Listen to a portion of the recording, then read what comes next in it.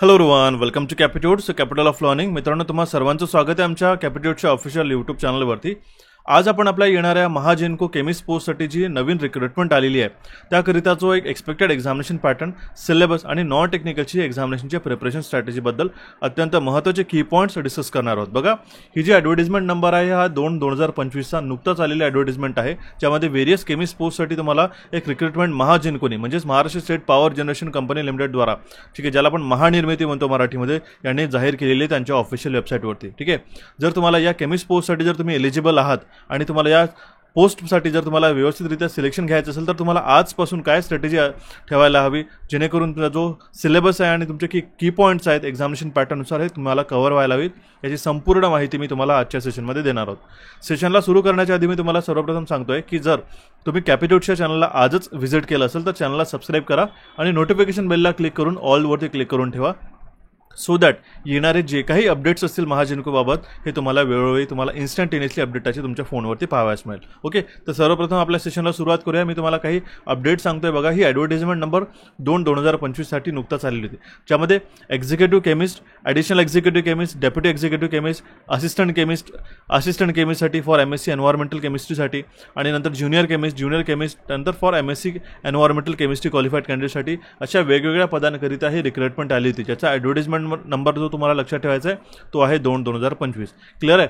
तर या रिक्रुटमेंटसाठी बघा, बरेच विद्यार्थ्यांना एक कन्फ्युजन होते की सर काय प्रकारचा एक प्रिव्हियसली एक्झामिनेशन पॅटर्न होता आणि कशा प्रकारची आपल्याला तयारी करायची आहे. त्याबाबतच्या आलेल्या नुकतंच आम्हाला ज्या रिक्वेस्ट आल्यात त्यानुसार मी तुम्हाला सांगतोय. बघा की यामध्ये सिलेक्शन प्रोसेसमध्ये सरळ त्यांनी मेन्शन केलेलं आहे की बघा, एक्झिक्युटिव्ह केमिस्टसाठी जे आहे ना, as per the age educational criteria ते असेसमेंट टेस्ट, ठीक आहे, सेंटर टेस्टला म्हणजे इन बास्केट एक्सरसाइजला GD जे होतं, ठीक आहे, केस डिस्कशन जे होतं, प्रेझेंटेशन स्किलवरती हे एक्झिक्युटिव्हसाठी ज्या पोस्ट असतात ना त्याकरिता ही सिलेक्शन प्रोसेस असते. पण मात्र जर तुम्ही पाहिलं तर additional executive chemist, DY executive chemist आणि असिस्टंट केमिस्टसाठी त्यामध्ये काय म्हटलेलं आहे, the selection process for the above post will be including the online test followed by the DV and a personal interview. ठीक आहे, म्हणजे यामध्ये तुम्हाला एक ऑनलाईन टेस्ट होईल एक्झामिनेशन, ठीक आहे, त्यानंतर तुमचं डॉक्युमेंट व्हेरिफिकेशन होईल आणि त्यानंतर तुम्हाला एक पर्सनल इंटरव्ह्यूला सुद्धा जावे लागेल. ओके, आणि त्यानंतर तुमचा एक सिलेक्ट लिस्ट तयार करण्यात येते. पण मात्र जेही विद्यार्थी ज्युनियर केमिस्टसाठी अप्लाय करत आहेत त्यामध्ये सरळ सिलेक्शन मेन्शन केलेलं आहे. बघा, हे अत्यंत महत्त्वाचं आहे, लक्षात घ्या. तर selection process for the above post will include a online test followed by the document verification and then the final select list. म्हणजे सरळ तुमची एक ऑनलाईन एक्झामिनेशन होईल फर्स्ट स्टेजला, ठीक आहे, नंतर तुमचा DV होईल. ओके, आणि डायरेक्टली तुमची सिलेक्ट लिस्ट ही काढण्यात येईल. क्लिअर आहे. तर ही झाली आपल्या ज्युनियर केमिस्टसाठी ज्या आपल्याकडे टोटल पोस्ट आहेत, ठीक आहे, त्यासाठी आपला जो सिलेक्शन प्रोसेस, ठीक आहे. आता याकरिता आपल्याकडे जो प्रिव्हियसली 18-19ला जो आपल्याकडे एक्झामिनेशन पॅटर्न होता तो बहुतांश म्हणजे या प्रकारचा तुम्हाला एक्झामिनेशन पॅटर्न जो आहे महाजेनकोने तुम्हाला प्रोव्हाइड करण्यात आला होता. ठीक आहे, आता मी तुम्हाला बरेचदा सांगतोय की ज्या प्रकारे आजकाल रिसेंटली मागील काही वर्षापासून एक्झाम होत आलेले, तर जो एक्झामिनेशन पॅटर्न आहे ह्यामध्ये फार कमी असे बदल तुम्हाला पाहावयास मिळतात. तर त्यावेळी काय होतं बघा, आणि यावेळी काय एक्सपेक्ट करू शकता तुम्ही, कुठले टॉपिक्स तुम्हाला मराठी, इंग्लिश, रिझनिंग आणि क्वांट्समध्ये अभ्यास करायचे, ठीक आहे, हे मी तुम्हाला सांगतोय. बघा, त्यामध्ये जो एक्झामिनेशन पॅटर्न होता, सर्वप्रथम मी तुम्हाला सांगतोय महाजेनकोने मागच्या वेळी जे E आणि JEची एक्झामिनेशन सुद्धा झाली त्यामध्ये निगेटिव्ह मार्किंग होतं. ठीक आहे, तर तुमच्यासाठी एक महत्त्वाची की पॉईंट आहे की यामध्ये निगेटिव्ह मार्किंग नाही आहे असं मागच्या वेळी सुद्धा मेन्शन करण्यात आलेलं होतं. आणि एक्झामिनेशन जे आहे फक्त इंग्लिश लँग्वेजमध्ये फक्त आणि जे मराठी लँग्वेज जो आहे, ठीक आहे, हा तुमचा एक मराठी लँग्वेजमध्ये असून आपला जो इंग्लिश आहे, रिझनिंग, क्वांटिटेटिव्ह ॲप्टिट्यूड आणि प्रोफेशनल नॉलेज बट ऑब्वियस आहे हे पूर्ण इंग्लिशमध्ये होतं. हे तुम्हाला की पॉईंट्स लक्षात घ्यायचे. तर त्यावेळेच्या एक्झामिनेशन पॅटर्नमध्ये काय होतं, जो टेस्ट ऑफ प्रोफेशनल नॉलेज म्हणजे तुमच्याकडे ज्युनियर केमिस्टचे जे केमिस्ट ओरिएंटेड जे तुमचा बेसिक एलिजिबिलिटी आहे त्यावरती काही प्रश्न, ठीक आहे, 60 प्रश्न 120 मार्कांसाठी, ठीक आहे, म्हणजे एक प्रश्न 2 मार्कांसाठी विचारण्यात आला होता. मराठी लँग्वेजमध्ये 10 प्रश्न 10 मार्कांसाठी रिस्पेक्टिव्हली, इंग्लिश लँग्वेजमध्ये 10 क्वेश्चन 10 मार्कांसाठी, नंतर रिझनिंगमध्ये 20 क्वेश्चन फॉर 20 मार्क्स आणि टेस्ट ऑफ क्वांटिटेटिव्ह ॲप्टिट्यूड म्हणजे क्वांटिटेटिव्ह ॲप्टिट्यूडचे 20 प्रश्न 20 मार्कांसाठी. आता जर एक ओव्हरऑल सिलेबस पाहिला म्हटलं तर जरी तुम्हाला 120 मार्क तुम्हाला टेक्निकलमध्ये मिळत आहे, पण हा मात्र 60 क्वेश्चन हे तुम्हाला 60 मार्कांसाठी मिळत आहे. ठीक आहे, म्हणजे जवळजवळ जो आहे, ठीक आहे, आपल्याकडे 1/3 जो आहे हा सेक्शन जो आहे आपला म्हणजे आपण जर क्वेश्चन जर कॅल्क्युलेट करतो म्हटलं, ठीक आहे, तर जरी 60 प्रश्न सारखेच कॅल्क्युलेट करायचे, जरी याला टेक्निकलला जास्त मार्क आहेत, ठीक आहे, जरी वेटेज वाईज जर आपण कॅल्क्युलेट करतो म्हटलं, ठीक आहे, तर 60 मार्क आपल्याला जे आहेत ना आउट ऑफ 180 क्वेश्चन, ठीक आहे, म्हणजे 1/3 जो आहे आपल्याकडे रेशो सिलेक्शनचा ह्या नॉन टेक्निकलमुळे पाहावयास मिळेल. त्याकरिताच मी तुम्हाला अजूनही ज्या प्रकारे आपल्याकडे पारेषण आणि वितरणसाठी तयारी करत आलेल्या विद्यार्थ्यांकडून रिस्पॉन्स मिळालेला आहे की जर तुम्ही नॉन टेक्निकल हा सेक्शन जर कव्हर अप केला व्यवस्थितरित्या आतापासूनच, ठीक आहे, तर तुम्हाला प्रोफेशनल नॉलेजमध्ये काही घाबरायची गरज राहत नाही. तुम्हाला एक बेसिक अटेम्प्ट आणि चांगल्या प्रकारचा जरी अटेम्प्ट झाला तरी तुम्ही या भरोशावरती सिलेक्शन घेऊ शकता, हे मात्र नक्की आहे.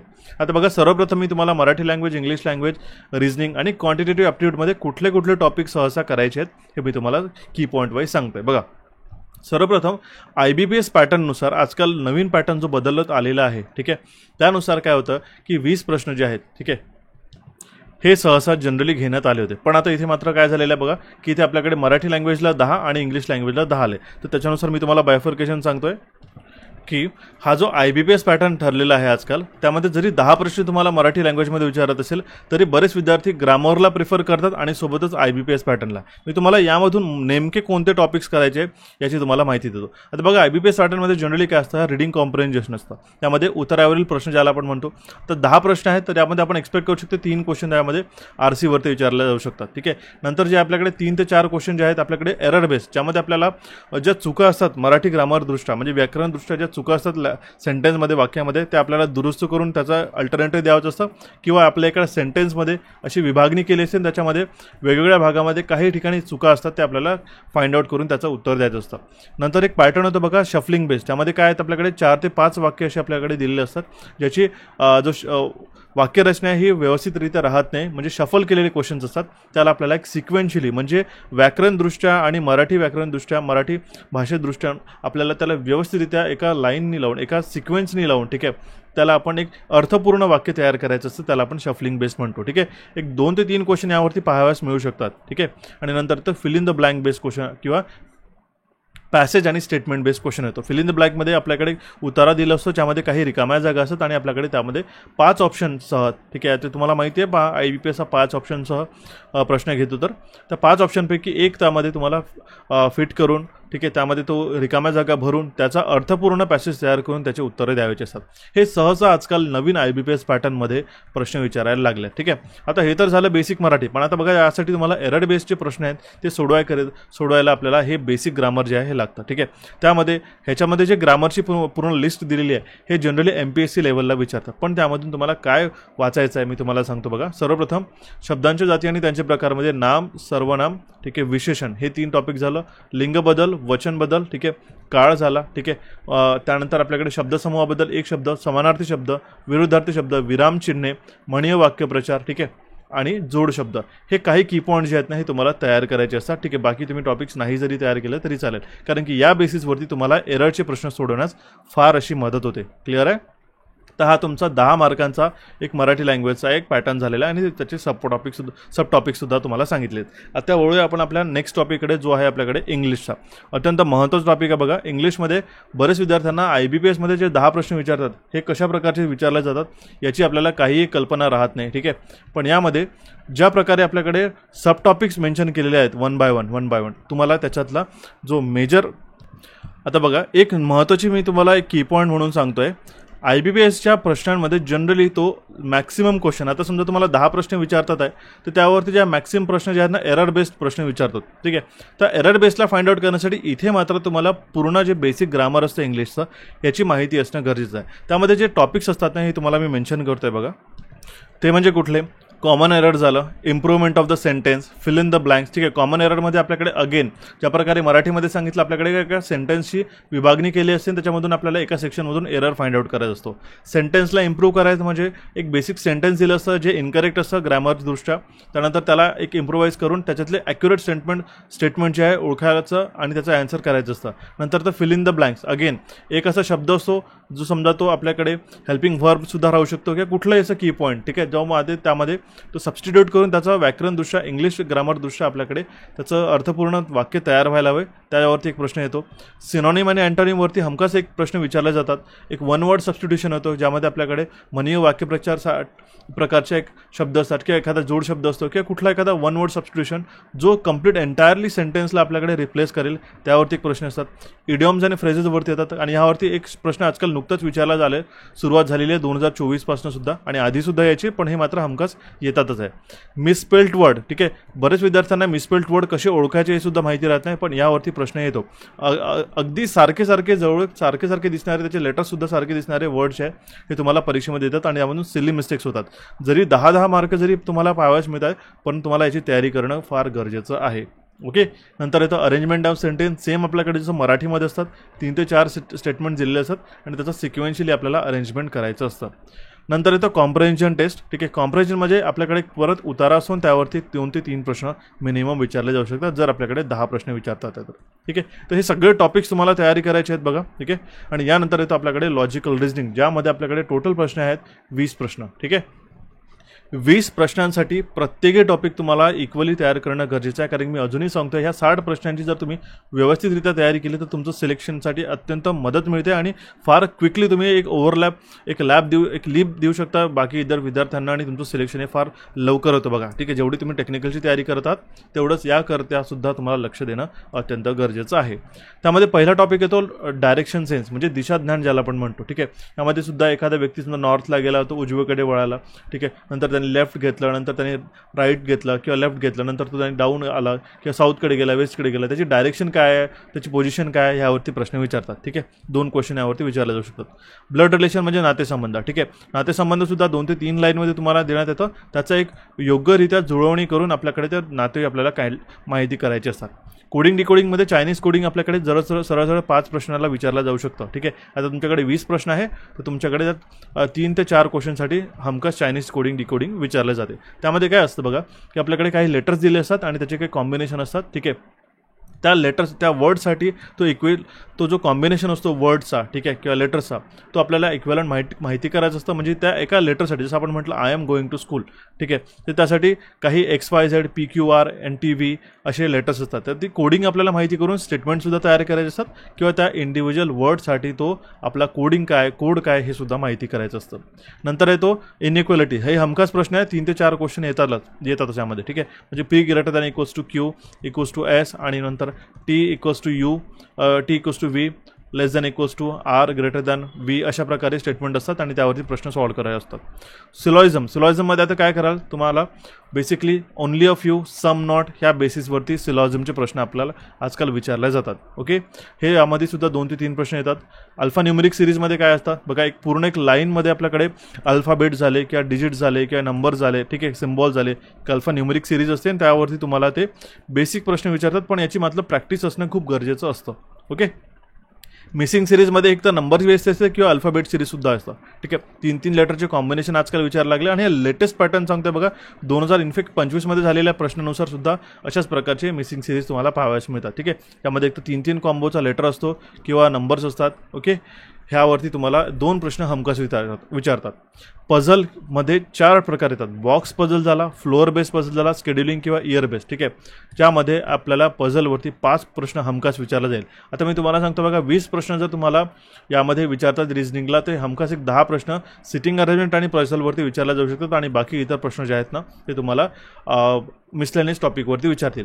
किमान 5 प्रश्नांचा एक सिटिंग अरेंजमेंट किंवा पझलचा सुद्धा येऊ शकतो किंवा 4 क्वेश्चनचा सुद्धा तो तुम्हाला विचारला जाऊ शकतो, depending upon the difficulty level. Okay, नंतर येतं सिटिंग अरेंजमेंटमध्ये सर्क्युलरमध्ये सुद्धा इनसाईड आउटसाईड सुद्धा विचारले जाऊ शकतात. ठीक आहे, की आउटसाईड, आणि त्याच्यातसुद्धा दुसरा व्हेरिएबलसुद्धा ॲड करतात त्यांना आवडणारे फ्रूट्स, कलर्स वगैरे. नंतर सर्क्युलर अननोनसुद्धा विचारला जाऊ शकतो, ज्यामध्ये आपल्याला संख्या माहिती राहत नाही. त्यानंतर येतं आपल्याकडे स्क्वेअर किंवा रेक्टँग्युलर सिटिंग अरेंजमेंट झालं, corner facing outside, centre facing inside प्रकारचा. लाईन बेस्ड अरेंजमेंट येते, आपल्याला बरेचदा नंबर ऑफ पीपल दिलेले असतात आणि बरेचदा आपल्याकडे नंबर ऑफ पीपल दिलेले राहत नाही, त्याला आपण अनसर्टन लाईन म्हणतोय. ठीक आहे, पॅरलल रो अरेंजमेंट येते बघा, त्यामध्ये आपल्याकडे काही फेसिंग, काही एका दुसऱ्यांकडे पाहणारे जे आहेत ना लोक, फ्रंट फेसिंग म्हणजे साऊथ फेसिंग, नॉर्थ फेसिंग असे लोक असतात आणि इथे PQR अशा प्रकारे ए बी सी हे एका दुसऱ्यांकडे बसलेली रांग असते, त्याला आपण पॅरल रो अरेंजमेंट म्हणतो. हे सुद्धा परीक्षेत विचारलं जाते आजकाल. ऑर्डिनरी रँकिंगवरती 2 प्रश्न हमखास विचारले जातात. आता समजा 20 प्रश्न आहे तर तुम्हाला 1 प्रश्न यावरती विचारला जाऊ शकतो आणि ऑड वन आउटवरती 1 प्रश्न विचारतात.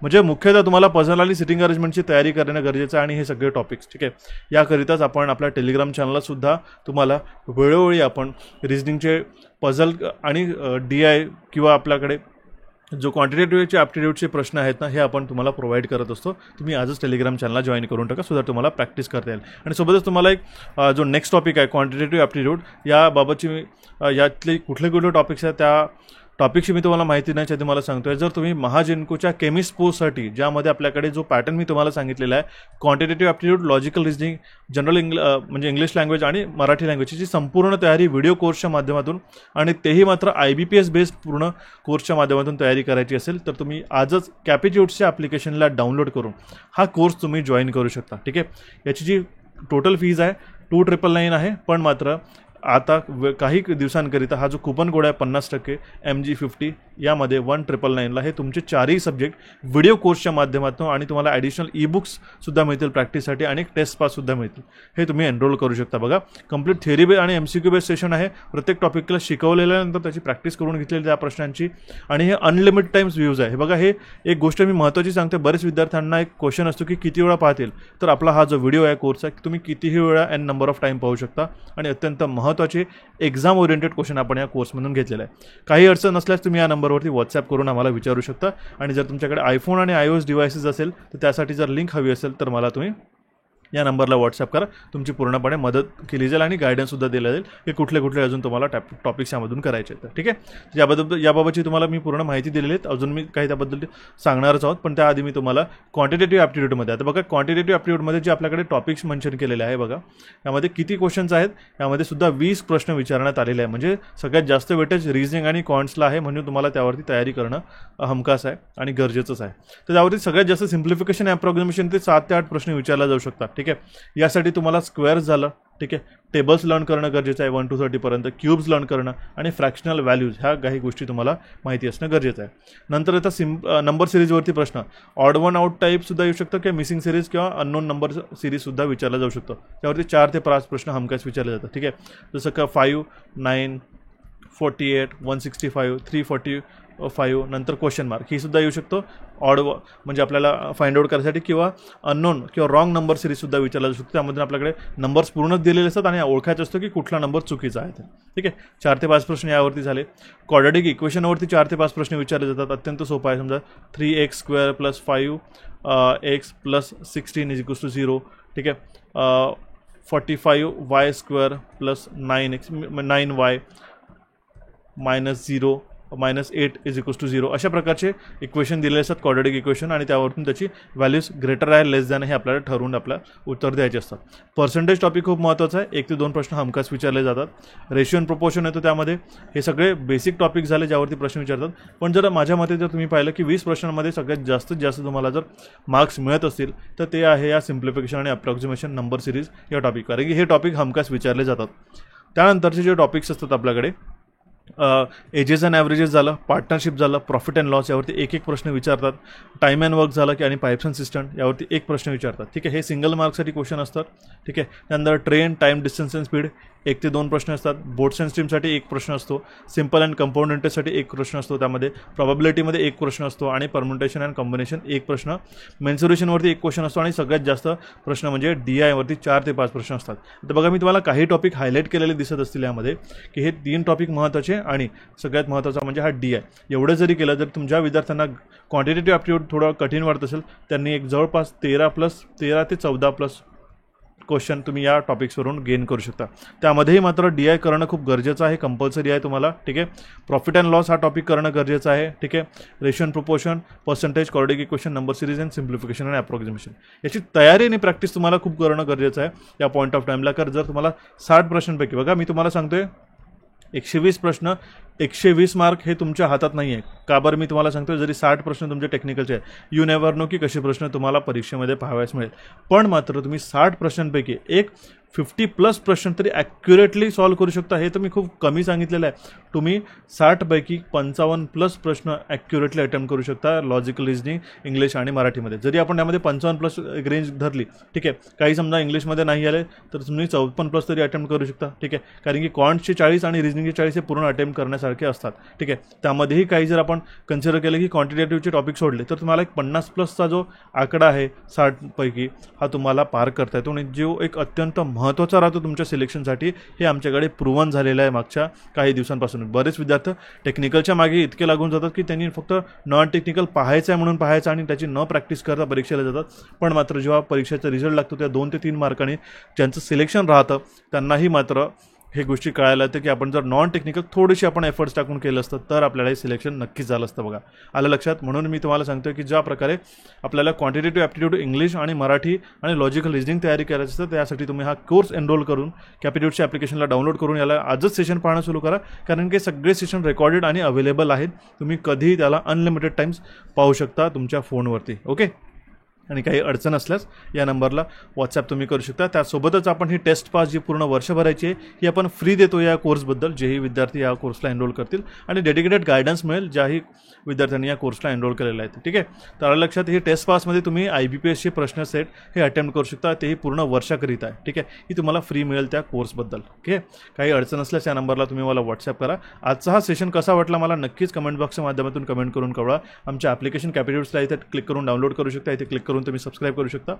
रिसेंट सेशन पाहण्यासाठी तुम्ही क्लिक करून पाहू शकता, सो दॅट तुम्हाला इम्पॉर्टंट बिट वेळोवेळी मिळेल. टेलिग्राम चॅनलशी कनेक्टेड राहा आणि काही कन्सर्न असल्यास मला नक्की विचारा. I wish you all the best guys. भेटूया आपण आपल्या नवीन सेशनमध्ये लवकरात लवकरच.